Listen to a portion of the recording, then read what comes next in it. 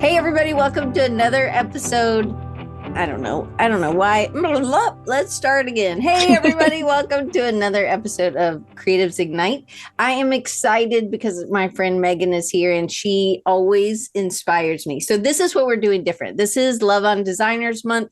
So or Love on Creatives, but it traditionally was called Love on Designers. So we're just gonna keep it there.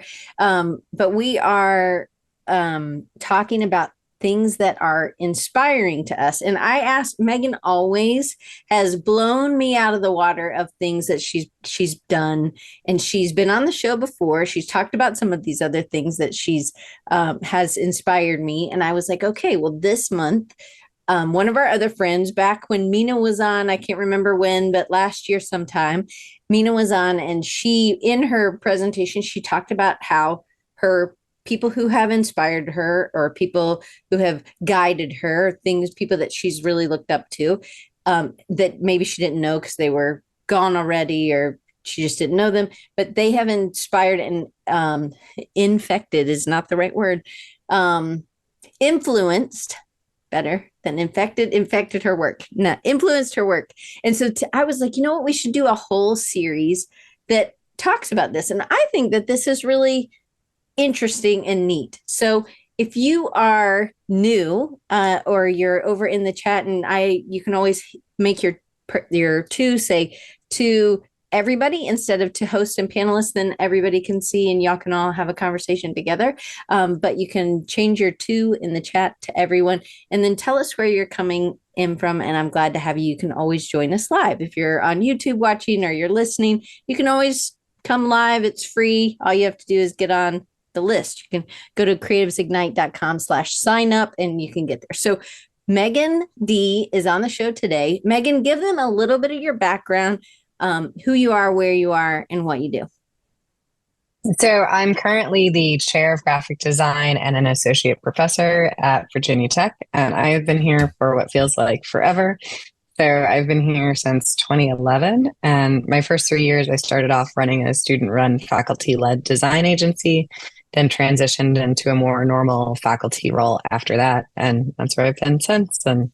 But I feel like the presentation, I'm kind of going to share my life story of places I've lived and people that have inspired me and things. So I don't know how much more background you'd need, but no, that's good. yeah. You did work as a designer first, which I'm sure maybe we'll get into. So working as a designer, you've continued to work. You are always, Yeah. to me, you do like to do things with your hands. You also like Yeah. to push technology and see, hey, can I cut this out of the laser?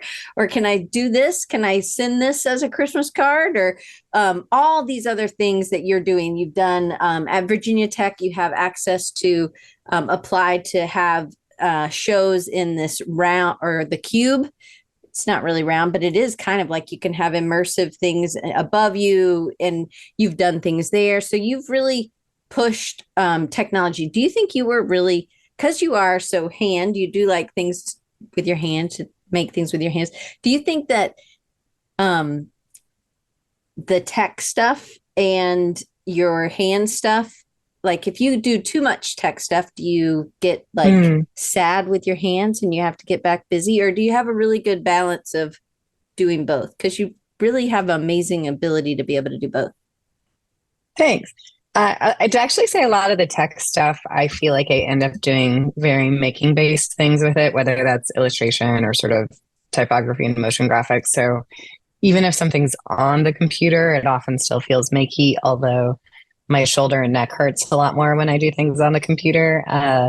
But I'd say I do kind of need to switch brains from I've done a lot more writing, probably because I'm in academia land than I used to. And if I'm not spending some of my research time with the making, I do really miss it. And so whether that's a client project or a personal project, like it's something I find myself really compelled to come back to. I think that even with illustration, you were talking about doing a book for your daughter. And was that digital or was it by hand first?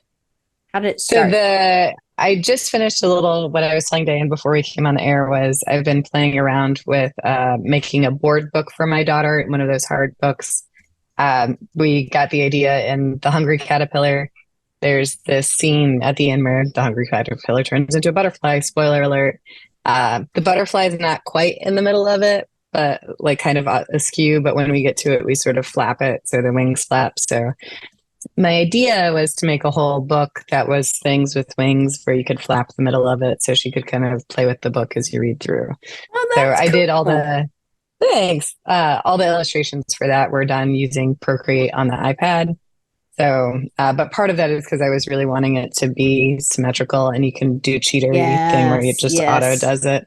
yes, which makes, but again, that's using technology to your advantage so that you can spend more time with your daughter instead of being behind the computer or behind the iPad. Okay, so I'm going to ask you some questions as you, so I probably will interrupt you a lot, but if you want to go ahead and start, we're going to Okay. plop in and I'm making all these bad words choices today. And I think I might have to take my shirt off. I mean, my jacket off, not my whole shirt. I'm getting a little That would warm. be a different kind of Yeah, show. different show. Now that my mom's not here, I'm going naked. I'm just kidding. Not really. You're really working on those ratings. No, I'm just kidding. Yeah, let's get some likes, people. Okay. Just kidding. Anyway, so yeah, Diana invited me here and asked me to talk about people, places, and things. But when I was starting to structure the talk, I feel like places, things, and people was a better organization for me. So that's where I started. But in kind of framing this quote from the writer Rebecca Wells has resonated with me for a long time. But it's about using everything in your life to create your art. So whether that's where you've lived or people you've been around or experiences you've had. So I'm thinking about places as both places I've lived and moved and traveled to. So I was born and raised in St. Louis and later on sort of more specifically Kirkwood. Woo-hoo. Say the states. But We got a lot of people who aren't from America. We got oh, Ireland I'm sorry. Thank represented you. and Norway. So Ooh. yeah. So St. Louis is in Missouri, which is the smack dab middle of the country. So it's very Midwest, very nice people. And so not spending kind of too much there, even though I think spending the first 18 years of one's life probably impacts a lot. But I think beyond just living in that place, you know, having a stable home and parents who loved me and encouraged me and teachers and parents that supported the fact that I loved drawing and art and design and wanted to pursue a career, I think was hugely influential. So I just sort of threw this in here since while I was talking about St. Louis, a few years ago, I was invited to participate in Type Hike, which is or was, I don't think they're still active, group that raised money for national parks by having designers make posters about those national parks.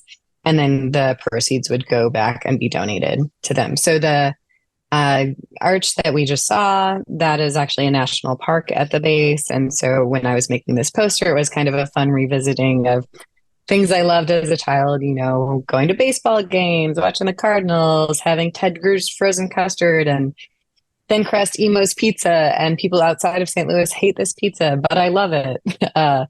And all those kinds of things. So this was my little tribute, and all those old red brick buildings kind of made me think of it. And they have these stars that are where the steel rods kind of go as support beams for it. So that was a piece there.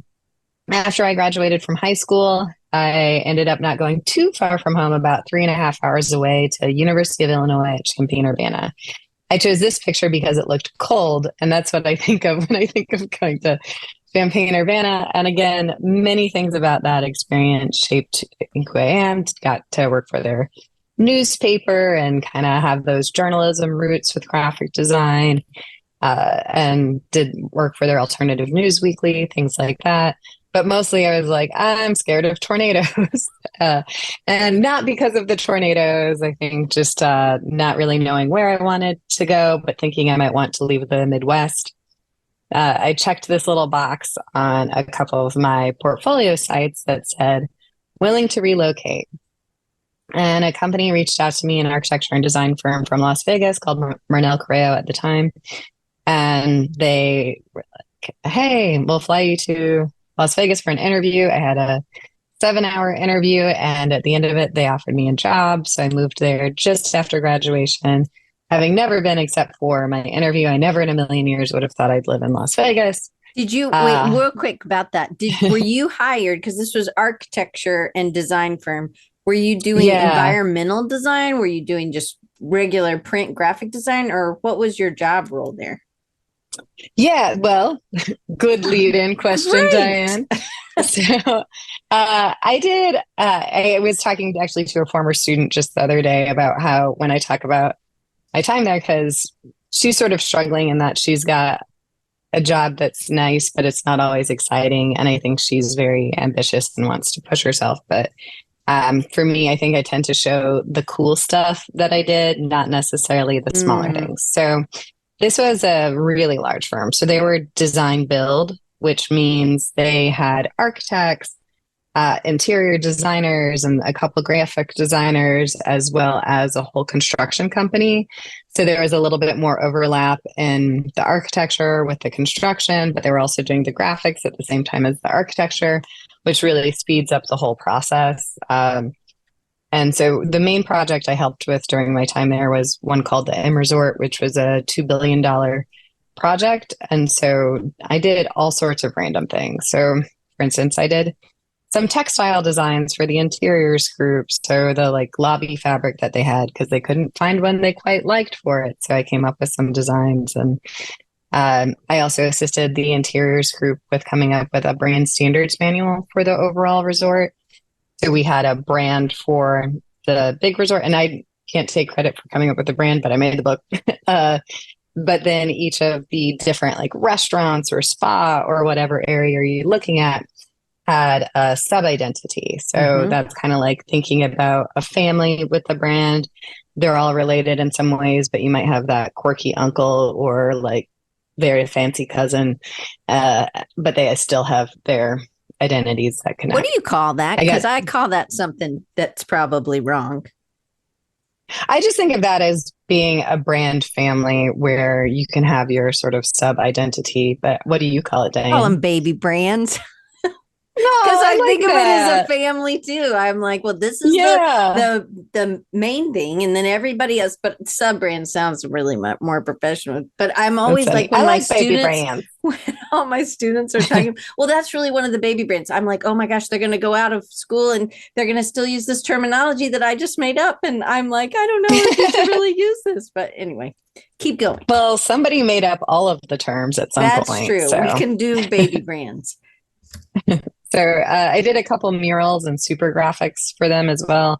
This was a 128-foot mural across 2 walls in the Red Cup Cafe. They want it based on this. Any of this, like as somebody who's just recently graduated, you didn't have very much experience. Was this exciting, or were you like, oh my goodness, I am in over my head? Like even the carpet stuff. Yeah, I mean, a lot of what I did didn't happen too, so you kind of didn't know, like there were, for all the logos you see done, you don't see the ones that didn't get done. This one, it bugs me, like the way the signage company made it work so it structurally stays on the building. There's little things along those lines. I think process-wise, because there wasn't a big team of graphic designers, I wish I was learning from people more. So I don't think I was approaching things or pitching things the way I necessarily would. The murals and things I think were really fun. And this one was maybe a little easier since it was based on all of these famous posters. It was a little bit less just like pull something out of thin air. Right. If I was doing it today, I would be more considerate of making this a more diverse illustration than what it was. But it got torn down anyway, and it became a hash house at go-go. So it was only up for 2 years, even though I think it took me like maybe not 2 years to drop, but I feel like it took me forever. Wow. So when I was living in Las Vegas, I was there during the big recession of 2008, 2009. And so Las Vegas's housing market, I think, was hit third worst in the country. So houses that were worth $500,000 were worth half of that. And my stepmom is an Antarctic and Arctic explorer, or was. And so she and my dad had wanted to take me on a trip to Antarctica before she retired from doing that. And so we did. So these were all pictures and videos I took during my trip with them down there. And for me, this was just such a strange contrast. And like I literally still cannot think of two places more different than Las Vegas and Antarctica. Yes. Whether that's temperature or people. But so I was kind of using some design reflection and made a book because I like making books and things. But my roommate at the time in Las Vegas had been let go, and she'd been working at the same company as me. So it was a very weird time just in the world, very stressful. Like every Friday, you didn't know if you were going to be let go, those kinds of things. So there was a little bit of this nice moment. So Antarctica for me, but also a clear night where you see the stars, or even just like the sky where you kind of feel a little smaller. Like it makes me feel small in that good way. Like, oh, because I'm an anxious person, if you couldn't tell. Like, uh, like feeling small, like it's not that my problems are insignificant, or like they're insignificant in the best possible way. Like in the scheme of things, okay. Or like right now, like literally right now, while we're having this conversation, there's whales swimming around Antarctica and penguins just like bopping around, and like that's kind of nice to think about. Same thing with space. Space is cool, but I was also the weirdo that decided to quit my job while everybody else was getting fired and go to graduate school. So I moved from one half of the country, from Las Vegas, all the way to Virginia in Richmond, where I went to Virginia Commonwealth University. So I packed all of my belongings into my car, did a cross-country trip, got to see a lot of beautiful things like this. Wait, I have a question. So why some people feel called to teach? What was your reason? Yeah, I think as pretty well as long as I can remember, and I know this to be true because I found a 10th grade essay I wrote. I've struggled between, should I be a graphic designer or should I be a teacher? Because there was a compare and contrast essay. And even as an undergrad, I had doubled with art education. I got the chance to teach some first graders as well as high schoolers. But I decided if I was going to do design, I wanted to focus more on the college level because I wanted to be able to push people to that next level. And I feel like high school, at least at that time, especially, was more of a like introduction to graphic design, not necessarily getting to push people to the next level. So, yeah. Was it important for you to work first before you taught? That was the advice almost. It was almost aggressively the advice that I think I got from people. So I don't even think I'd applied to grad school. Yeah, I don't think I applied to grad school till the year that I went. And then I did apply to a lot of places because I was like, I want to do it. So, but also it worked out well because by applying to a lot, I think, well, some I didn't get in. And then VCU, I had a full ride. So it's also nice to know, one place might give you a full ride and somebody else might not like you. So it's a little bit of that rolling the dice. Yeah. Okay. But and then we might see some stuff like this. That's what you were about to say. Welcome to grad school. So back when I was there, the graduate students had spaces in this old nunnery that had a really sketchy basement. Like once we found someone sleeping in it, like it was a very sketchy basement, but it had all this old stuff. Like we found this photosensitive paper, and I did a lot of these photograms and kind of played with some other classmates and making things. I'd build something out of like toothpicks and marshmallows and let the light sensitive paper capture that. And just a lot of iterations. I do other things like find a leaf and cut it up and be like, okay, I'm going to do that like a billion times. Or maybe make, thanks, like make some marks with wax or keep doing it, kind of see if something interesting happened. I think there was a Jasper Johns quote at the time that was a little bit my motto of take something and do something to it, do something else to it. And so like for this wax, I ended up turning them into posters that were promoting bands and events in Richmond at the time. And this one was for strange matter. And so I was like, oh, literally make strange matter. But I think even more than the place of it. So yes, I was in the place of Richmond and the place of VCU. But I think it was also just time. Like I Mm. didn't have clients anymore. I didn't have a boss. Other than like my graduate assistantship, and I was not a very good office assistant. I cannot transfer a phone call apparently to save my life. Uh, but so I was filling sketchbooks in a way I had never done before. I think my first hurdle was I used to think if I do something ugly, like that Mm. sketchbook was ruined. And like, I kind of got over that and was like, all right, it's fine to have something ugly. And also, if you have a bunch more things, then it doesn't matter if there's an ugly page in it. But I didn't really like showing them. It felt kind of naked. But I got Mm-hmm. over that by posting them on issue ISSUU, Mm-hmm.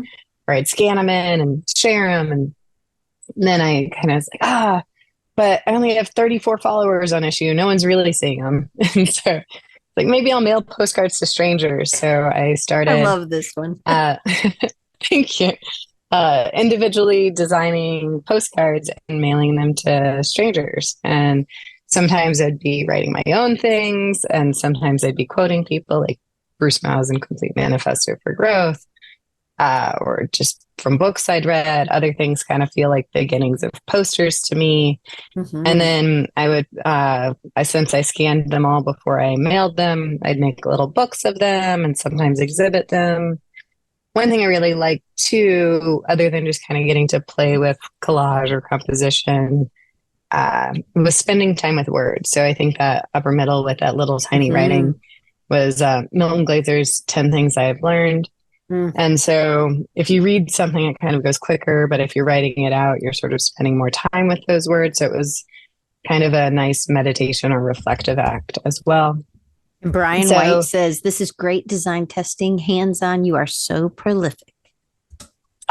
thank you. Okay. So like this is pretty much where I am today because since I've been here forever. But after grad school, went straight to Virginia Tech, and I wasn't really thinking I was going to go straight into teaching, but ended up landing a 1 year gig that again got it. Kept applying for jobs and kept getting them.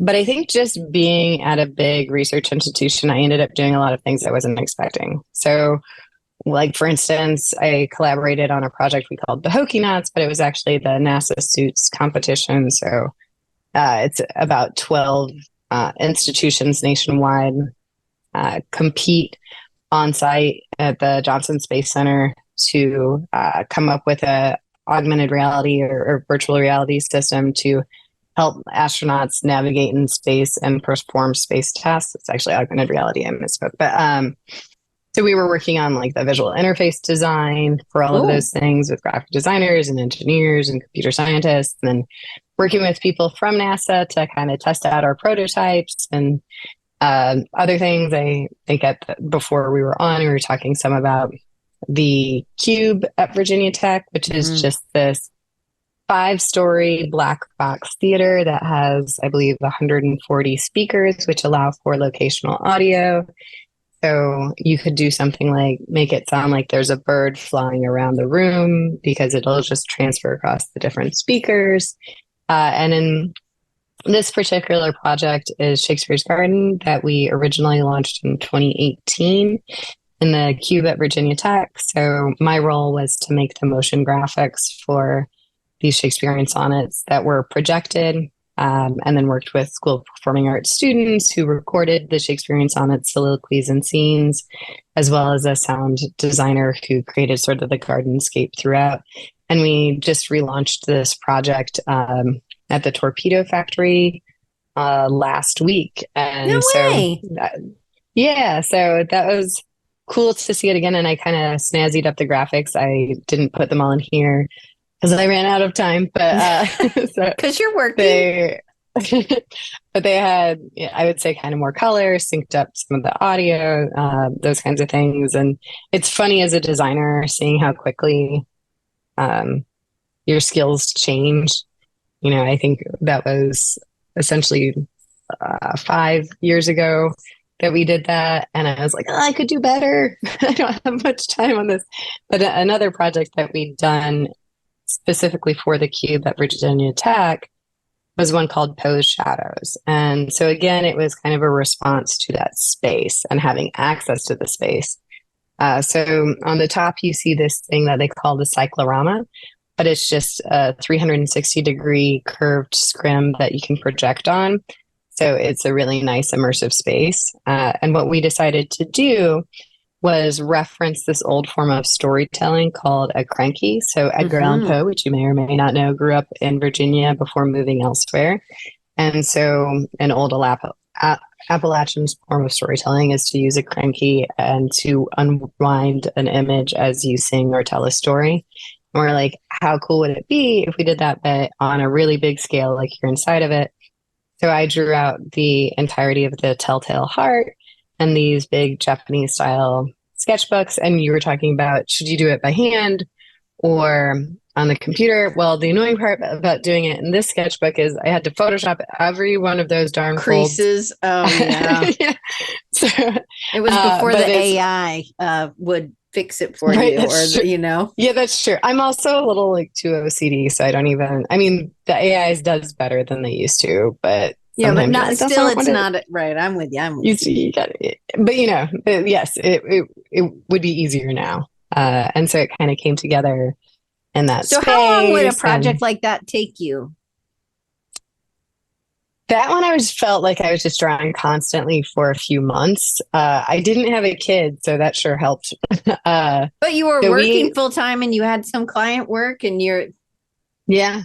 So we did the Shakespeare project in March of, I think, 2018.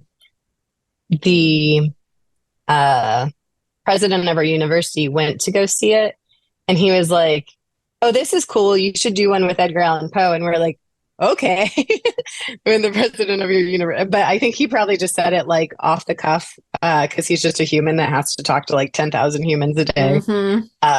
And so anyways, we launched this in Halloween of that same year. So I think it was really more like 3 months of kind of illustrating, and they were pretty simple animations. We did do a relaunch of that, but we've also been extending it. So a couple of these projects, I feel like we've been trying to get as much bang for a buck as you can.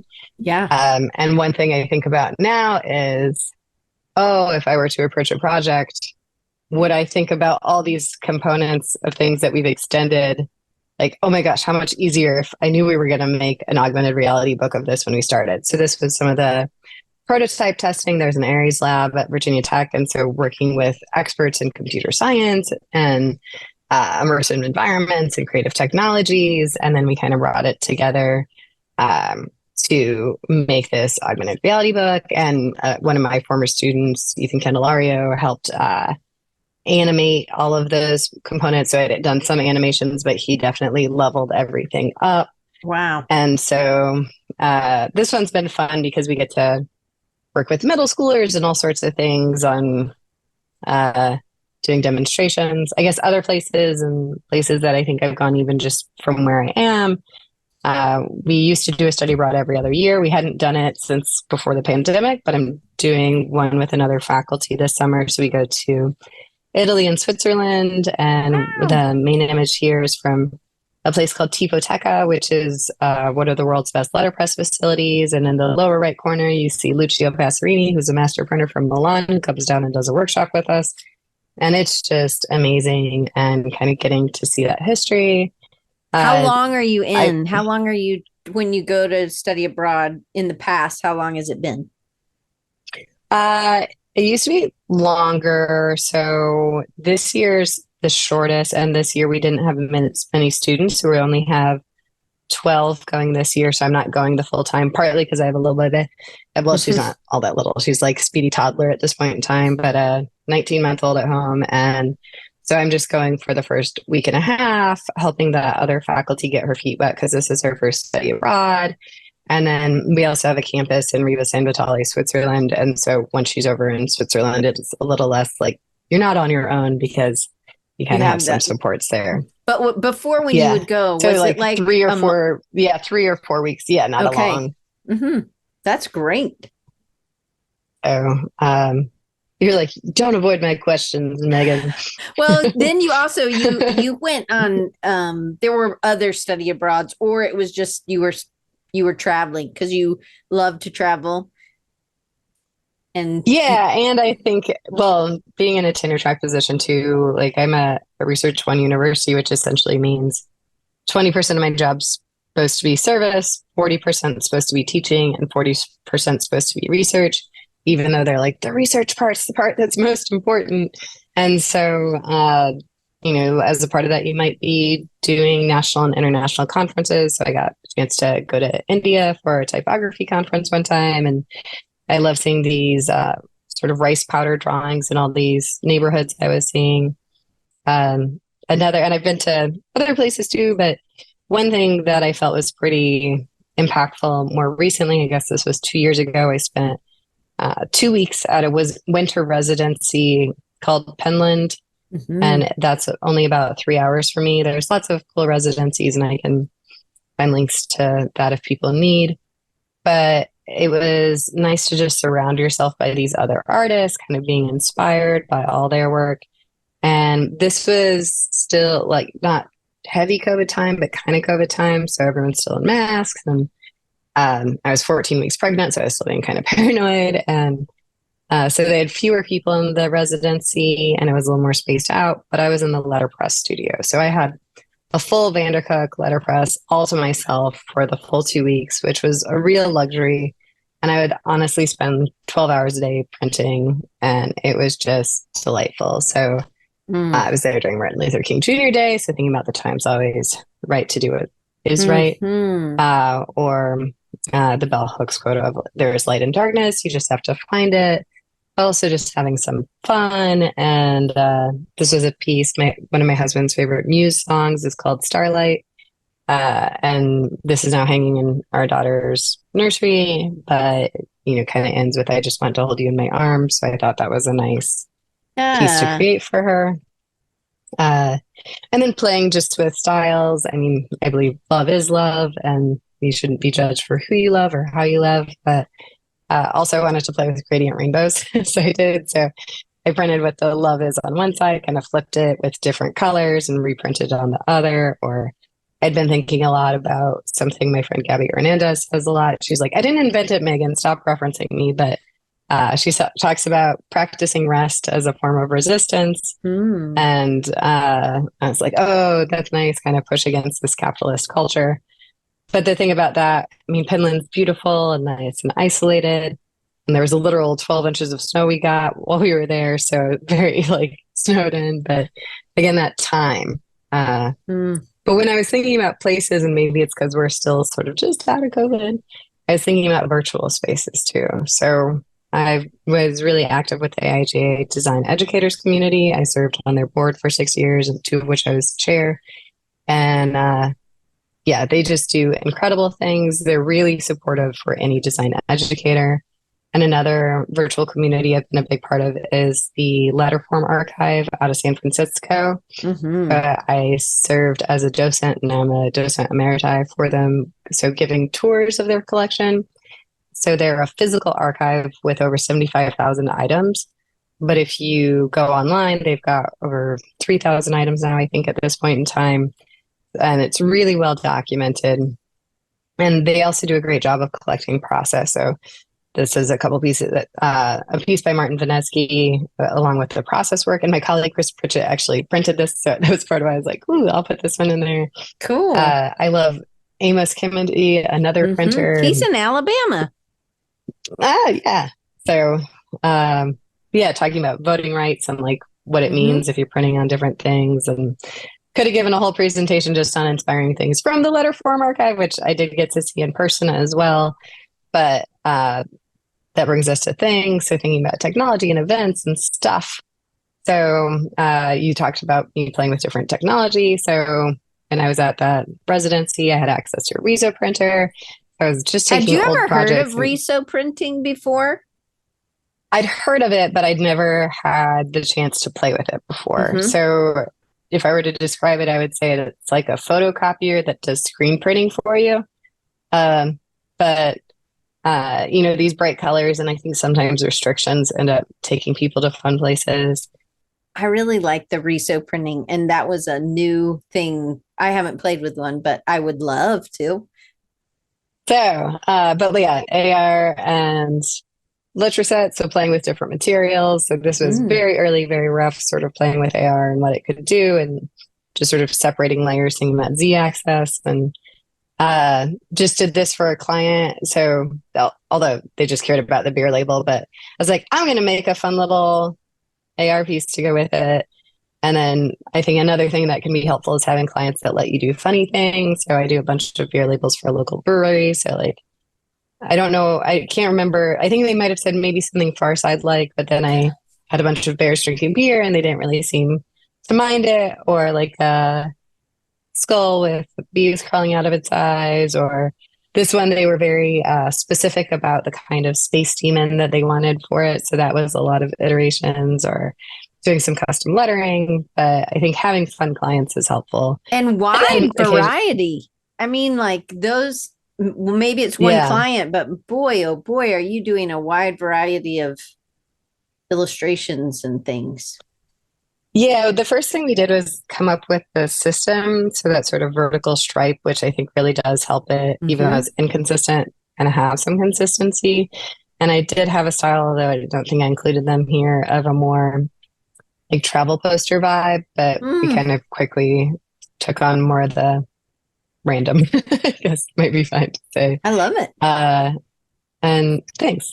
So just, I think whether it's stuff that's around you or whether that's technology, playing with processing to fracture type, or this one was using the visualization of whale songs. So there was a Thymascope had this app where you could sonify or sort of create the visualizations from sounds. And so I took whale recordings from this nonprofit Oceans Initiative and put them back into it. But then there's also things. So thinking about the pandemic as a thing. So maybe that's a weird thing to say inspired you.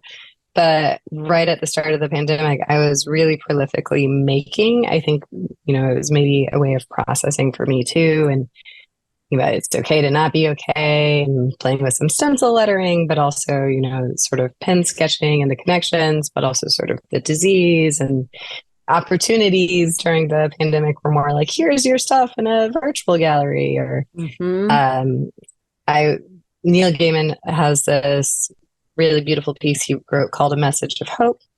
And it resonated heavily with me, both for the pandemic and thinking about George Floyd and lungs and breathing and not having breath and feeling grateful for my breath and being outside and taking slow breaths. So I took those words and kind of made them into these typographic lungs, and they were part of a Hope Wall project in Virginia. And so that we pasted on a wall. And during this time, I also made my first visual essay.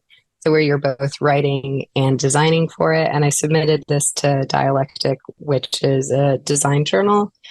And this to me was really just a way of processing. So I made it, I think in the 2 weeks that followed, getting my first vaccine shot. So I thought I was going to get my vaccine shot and then be like, yay, it's done.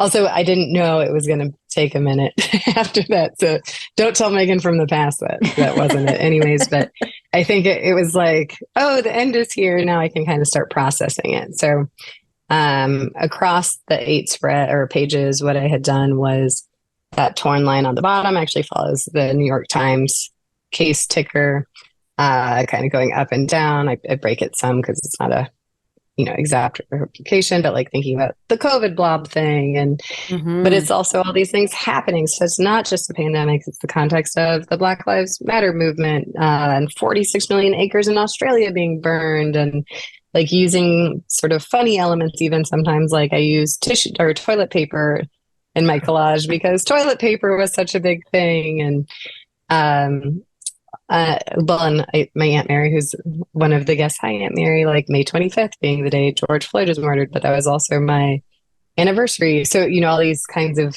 layering of the personal and what's happening in the world, and how dates can shift different meanings. Again, kind of seeing the ticker up down of what's happening and how correspondences are changing over time. And I hated Zoom teaching. I mean, I was glad I could kind of connect with people in these ways, but it just felt exhausting and my students were having a really hard time. And I missed being able to be together in person. And I don't mind doing stuff on Zoom sometimes. Like, this is great. But we chose this. We were not forced into this. Right.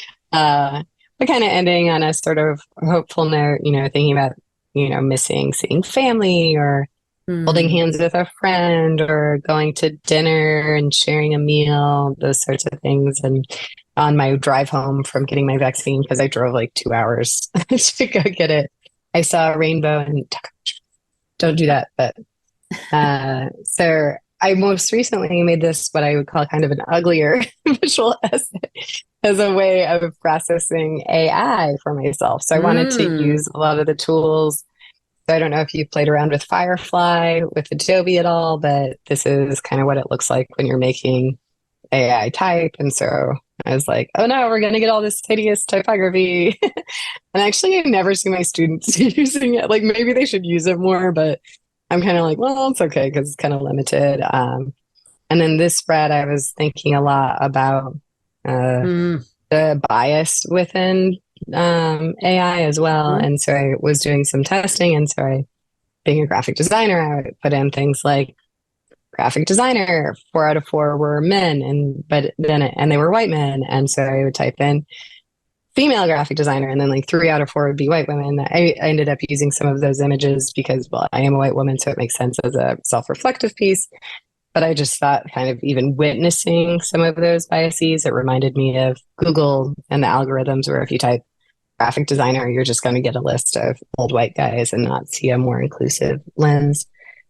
And then for this spread, I felt like early AI kept like accidentally generating a bunch of stuff that looked like this. And then now I think it's doing more diversity. It's like I'm throwing one of those crazy people in there and playing around with using ChatGPT to write code for me. So having it write fractals and processing. And again, kind of a lighter note, I saw this meme one time that to replace graphic designers, oh no, the Zoom thing's above it.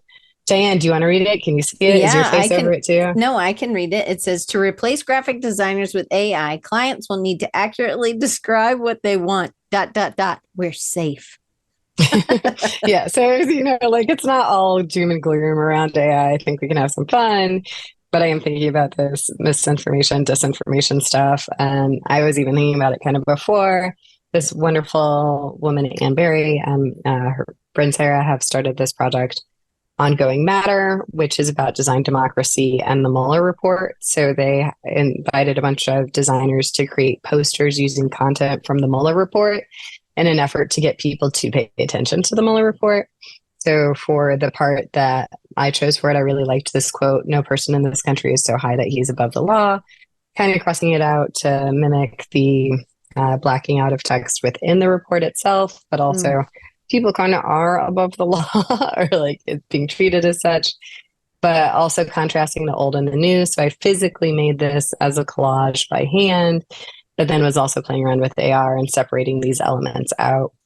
Cool. I wanted to go back and forth throughout this presentation too on like the close-up inspiration, like overall this person inspired me, and like the detail stuff. So like for this vote poster, I was looking at Sanborn illustration or Sanborn insurance maps and trying to be like old Americana. Or for this vote poster, I do try to do one every other year, but it was the 100th anniversary of women's right to vote, or at least white women's right to vote. And I had this quote: "To not speak is to speak, to not act is to act." And I think to not vote is to vote. But I was very much referencing Alphonse Mucha and Paul Perdon in my illustration, or the Wordle inspired me for a different one, or women losing to the right to choose. I was a very angry pregnant woman. So while I was pregnant with my daughter, about a month away from giving birth, Roe v. Wade was overturned.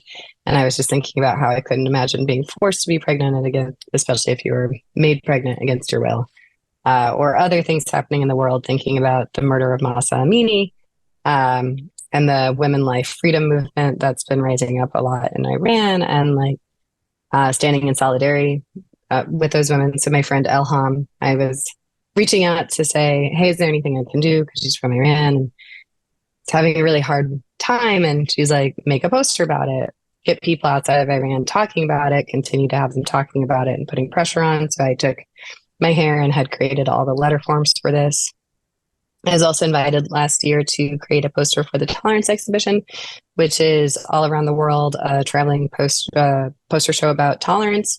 And I was really struggling some because I'm like, what are we tolerating? Are we tolerating bad ideas or good ideas? And so I was thinking about tolerance and acceptance more so of all identities and all gender identities. So the rainbow being for pride, but also if you look closer, all those little circles have different gender symbols, as well as, you know, the kind of paired circles are different gender orientations and uterus and other symbols kind of being present, but it kind of just looks pretty from a distance. And thinking about the Black Lives Matter and George Floyd, and a project I've worked on for years was with Anne Berry and Penina Laker and Kelly Walters and Rebecca Techmeyer, this value design education pledge with the design educators community, where people committed to being anti-racist, upholding all design histories, distributing knowledge and impact, creating culture, and supporting student experiences, which segues nicely into people. So these are those wonderful, strong women, and they're all authors in their own right. Well, I guess they're above their books, but they're very inspiring to me and also very supportive.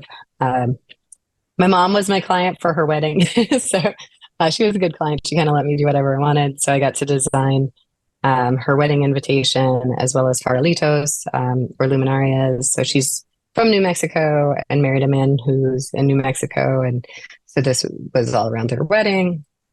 And other designers that just kind of influenced me. This book, Designing Design with Kenya Hara, thinking about the mind being everywhere in the body. So it's easy, I think, in Western thought, it's more like, oh, this is my mind, this is my heart, and this is my body. But to know, oh, maybe I'm not doing well because I didn't sleep or eat or treat myself well. The book also just has beautiful things like a redesign section. So toilet paper, well, I always think of Seinfeld, like toilet paper hasn't been reinvented, but they did reinvent toilet paper for this, thinking about if you feel the toilet paper turn, you're thinking about consumption, and you can stack it if it's not circles, or the banana where you see it and feel it and touch it. And Alan Fletcher talks about like design being a way of life, but more so influence because of just play. And so the Leaning Tower of Pisa, but drawn differently. Yeah. It's no longer the love that. Or like Derek Ham is a professor at NC State, but doing a lot in VR and recreated Martin Luther King Jr.'s last day. And so that workers' strike and putting someone in that immersive experience like also changes if you look down and you have the hands of a Black man, or currently working on Barnstormers about the Negro Baseball League and trying to make sure more funding goes back to the families. These two women, Erin Sharon and Robin Landa, run Design Incubation, another amazing community. They made it so I could actually write a book. Like, they deconstructed the process and they could not be more supportive and giving. It brings me to this amazing woman, Jessica Meaghan. So we wrote a book together, working with design clients, tools and advice for successful partnership, which is coming out in October. But we have a pre-link. I have it right here. And our publisher said that, so right now you can just get the ebook. The real book will be available there later, but they're not there yet. But if you want the ebook, it is ready. So yeah, she was a great partner to have through this. She's got expertise. And I think me having the experience of running a studio with her experience of, well, she has a PhD and incredibly knowledgeable, also really helped me with the writing process. And we balanced each other in a wonderful way. And I'm Did so you thankful meet to her for this, or had you met her prior? Yeah, I met her at a conference, and I think she was presenting on student-run design studios, or I was, and we chatted once, and she applied for a grant and got funding. And when she was doing it, I was like, oh, we should talk. And we did.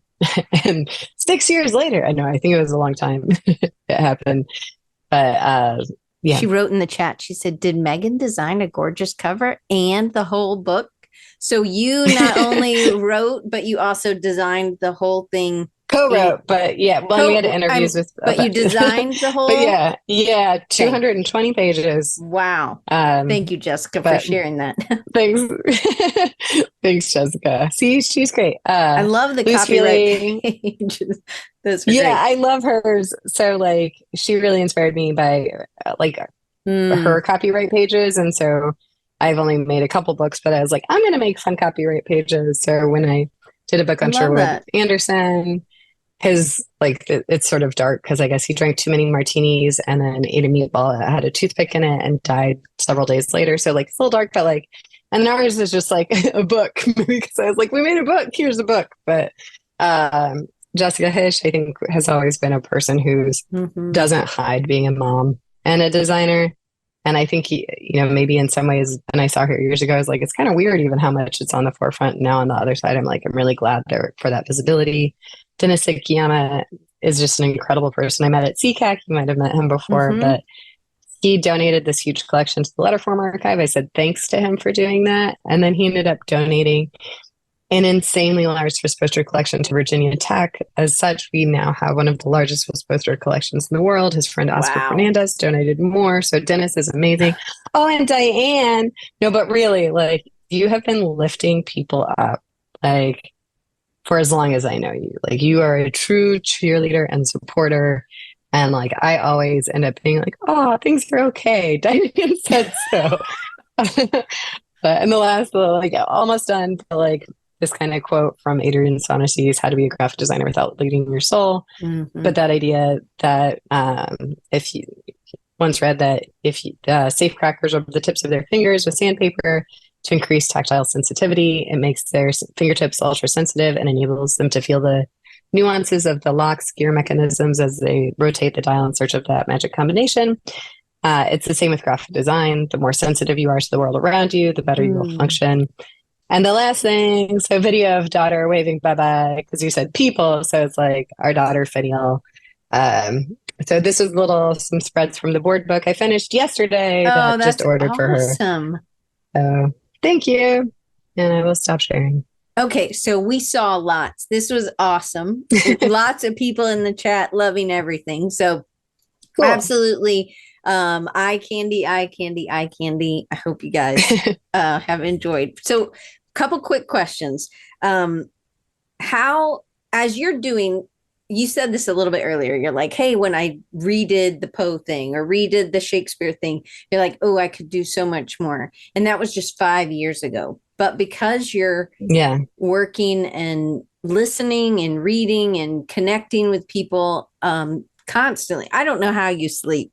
You've done so much. I've honestly this week have not slept all that much, but that's because daughter was sick, not because of But you do seem to have like a way to be productive and process your thoughts, but also make meaningful connections. But as you're looking back, you said this, like, can you see your work evolving, or is doing an exercise like this where you're having to put your work out in a timeline of Meaghan? Does that help you to see the evolution? Yeah, I think for sure. I mean, I think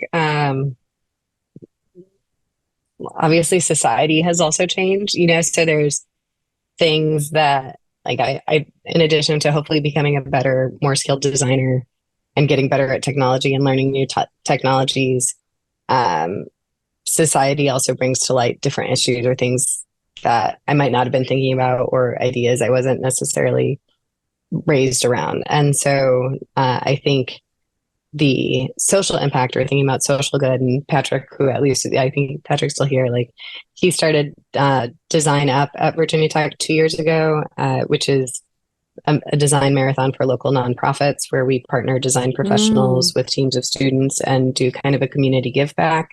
And now I'm doing it because Patrick left to move closer to family. But so things like that where, yes, there's the aesthetic kind of play and development, but there's also the like, how can you be making an impact? Or when you're talking to students or even thinking about your own engagements, am I working, like you don't want to come in with design savior mentality. You want to do a designing with, not for.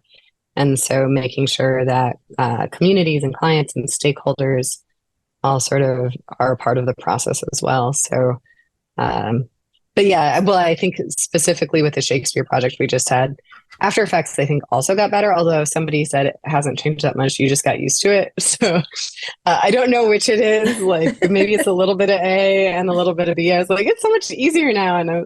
But I think that's just how things go to.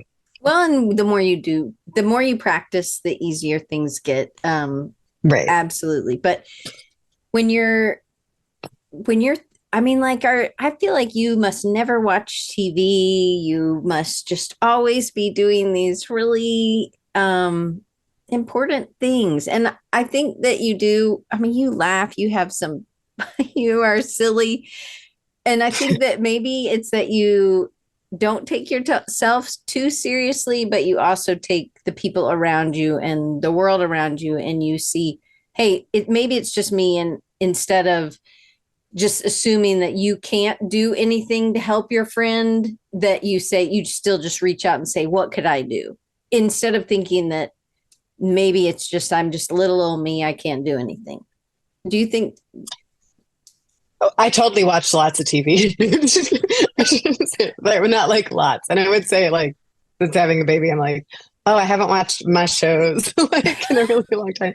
So, but yeah, we still, watch TV like normal humans. And I feel like it's kind of nice to hear you see again, good cheerleader, Diane. It's been a rough couple of weeks, just, searches at school or having sick baby and having her home 2 days from daycare over the past week while also installing an exhibit. It's just, it's felt like the balance got out of whack. And frankly, I think the thing I've sacrificed more lately is my time at the gym, which I should maybe but then I think other times I'm very fit but less productive. So I think sometimes there's like how you find that balance. And I think that's the thing I'm always striving. But I like laughing, but I think there's also, yes, designed to try to tackle the really big things, but there's also just those nice little moments of joy and beauty and connection, or like, haha, look at this beer can, isn't it fun? And so it doesn't, I think I try to have a little bit of that balance between very serious, heavy things that we should be spending time with, but it doesn't, just because you care about serious things doesn't mean you don't also want to enjoy the world. And I think it's because I am grateful for so much and enjoy the world that I care about that. Yeah. And I think that's a great way of looking at balancing some of those heavier things with some of those others. So one other thing that wasn't on the list of questions, but I made a very short list. But the last one's coming up, number 5. We're going to get to it. But how do you continue to learn, or where do you go? Because I think about things that I'm always investing in, and money and time into my education. And as you've done a ton with technology, how much time do you invest in? Where do you go to find new things that you want to learn? Yeah, I think sometimes I'll have a project and then it prompts me. Like when we did Shakespeare's Garden, that was I'm going to learn how to do After Effects kind of thing. And I think LinkedIn Learning is pretty helpful. I've done some Skillshare, I think, for getting some tips for Procreate, things like that. For the AI stuff, I've been really tinkering. I was like, I just want to see what these things are capable of, partly so as a teacher, I'm able to understand and also make sure our students are prepared in the workforce. And it's hard because I always feel a little behind on things. And I think being in a smallish design program, I teach in so many different areas that I'm like, oh no, I kind of need to know web. And right now I feel rusty at web, but I feel better at motion. I feel like I'm doing okay with AI. So it might also depend on what I'm teaching. And I think anyone who teaches can tell you that if you have to teach someone else, it's one of the best ways of learning, because you have to know it really darn well. But also that vulnerability, I think, both in the classroom and in my own work. I think I used to think I have to be an expert to teach this. And sometimes I'll be like, I don't know everything. Here's some basics. Oh, I don't know that answer. Here's how I would find that answer, which is also kind of a helpful skill because I'm not going to be standing over my student's shoulder after they graduate anyway. Right. Or hopefully not, because that'd be weird Yeah, if I they mean, were under your sometimes. Yeah. feet, you know. Okay, so last question, and then I'm going to share all the ways that people can get your book again or get to know you and follow you in other ways. So this is kind of like stealing from, I don't know, some morning show that I can't remember, but I think their colors are orange. So I'm not good with morning shows. I don't watch that. But if you could tell someone how much their life and work has inspired you, these people could be dead or alive. Who would that be, and what would you tell them or ask them about? So I totally am cheating Diane because Diane asked me this question ahead of time, and I was like, "That's your hard one." But the first person that popped in my mind was actually Alan Fletcher, who I didn't originally even have in the presentation. But and the reason it came to mind was, I believe he died in 2006, something like that. I discovered his work in grad school. I think The Art of Looking Sideways was one of the books we were supposed to get for a class, and I loved him. And I was like, "Oh my gosh, I just missed his lifetime by 3 years." And because of that experience, I think I started even reaching out to people that had influenced me. So I think I wrote David Sedaris a letter with a whole bunch of messed up four-leaf clovers for a longer story, but he wrote back. And, I think Alan Lightman had written Einstein's Dreams, and I loved it. And he wrote back too. And so I try to say thank you to people I know in my life too. I think another person that kind of just popped in was David Hisaya Asari, who I knew through the AIJ Design Educators. He's an educator out in California. He's just always doing super nice things for me and I feel like the way I feel right now is an overwhelmed mom who's trying to keep up with school, being a good mom, research things, wanting to keep enough things going that when she's older and a teenager and hates me, that I still have cool things to be doing. So like that balance, I think, is really hard, but he's been consistently making kind efforts, and he's not the only one. But like this week, my colleague James, well, also I just had a bad week. Well, Penny went to the ER, she's fine, but it was croup, and croup is scary. Like just gave me a $50 Grubhub card. So colleague James, thank you. Like you said, go buy designers a coffee. And I was like, oh, James got me a Grubhub card. So it just, I really appreciate those things. And the hard part for me right now is, along with my gym membership, well, I'm still paying the gym membership. We're just not going to the gym. I feel like the time to connect, like I like writing letters. I like sending old friends thing, going on walk and calling people. And some of that space isn't there for me. So I didn't totally answer your question, but also if I could just talk to people, I think like Kenya Hara and Jessica Hish would be pretty cool. Those are good. I think the whole thing was awesome. And I love that you have taken that writing David Sedaris, and I love him. I think he's hilarious. I mean, one of the most hilarious people I've ever read. Yeah, he's super hilarious. He will totally write you back too. Well, I think he said he tries to write everybody back. But I think that's like you, and you just take the time. And I do this is why I love this is when I was thinking about doing this inspiration with Love on Designers during February. I wanted you to kick it off because you are so good at letting people know or just reaching out. And even if it's like they're just totally random, but everybody has bad days, and you're like, maybe this will make them feel good. Like I think we should do more rando things like that. And this is just one of the reasons that I love you. But just to remind everybody, Love on Designers is the whole month, and I'm giving art supplies. So you'll get some art supplies if you enter. The way to enter is go to YouTube, any YouTube video. I have answered all the other comments on all the other videos. So if you leave a comment, I'll enter you and I'll put it on a piece of paper, and then we'll physically do a drawing at the end of the month, and 5 people will win. So I'm excited that you get, and I send it no matter what. I've sent it all the way across the world, whoever, if you win. So just because you're outside of the United States doesn't mean you can't win, because you can.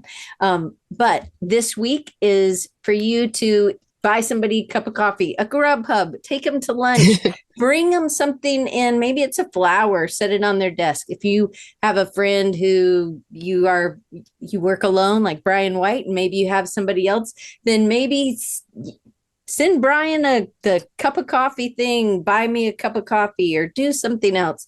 That it doesn't have to be somebody that you're physically right next to, but I think that it's even just a note and those are things else we'll do later in the month. We just focus on that. Next week is recharge. So it's a time for you to do something for yourself. I'll be at my dad's, so I will be doing a recorded. We won't have a live show next week. I changed it. Usually recharge is week 3, but we're doing it the second week this time. So you get a week off and maybe during this hour, you specifically go and you do something for yourself. Take a walk alone or get a massage. I thought you were going to tell me to go to the gym. No. I mean, unless you want to go to the gym, I think that's great. But this is the month where you are supposed to love on people, just those not they deserve it or not deserve it. You're just loving. So that's your charge for the week or for the month. But here's how you can get in touch with Meaghan. Let me pull up the thing so that I can hit return because I already had it pasted in. So if you want to check out Meaghan's work, Meaghan, Meaghan D, like her last name is Dee, but it's just a D. And then, people are typing and then the chat goes up. So Instagram, you can find her at Meaghan. She spells her name MEA and then GHANDEE. And then on LinkedIn as well, same thing. And then you can email her. And I'm not going to read out your email, but it's in the things right underneath. It's at the top. And then the new book is Bloomsbury. It's Working with Design Clients, co-wrote, and Jessica is here also. So I just appreciate everybody coming. And Meaghan, just thank you so much for kicking this off and for being such a good example of what we need to do and how we need to be. And thank you for always inspiring me to be better and more exploratory and quirky. And so I just really appreciate you. And I love you. So I appreciate you too. Yeah, you too. Super glad that you were kicking it off. And I will see you guys not next week. You're recharging next week. I'll see you in 2 weeks. And in 2 weeks, we have Damian Williams, another person who does a ton of stuff, especially all in February.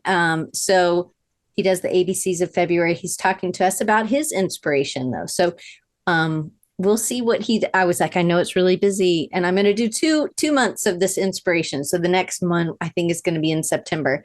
And I'm pretty stoked about this being something that's regular. And I love that people get to kind of tell their story, but also who is inspiring them and how it shows up in their work. So thank you guys for all coming, and I will see you in 2 weeks.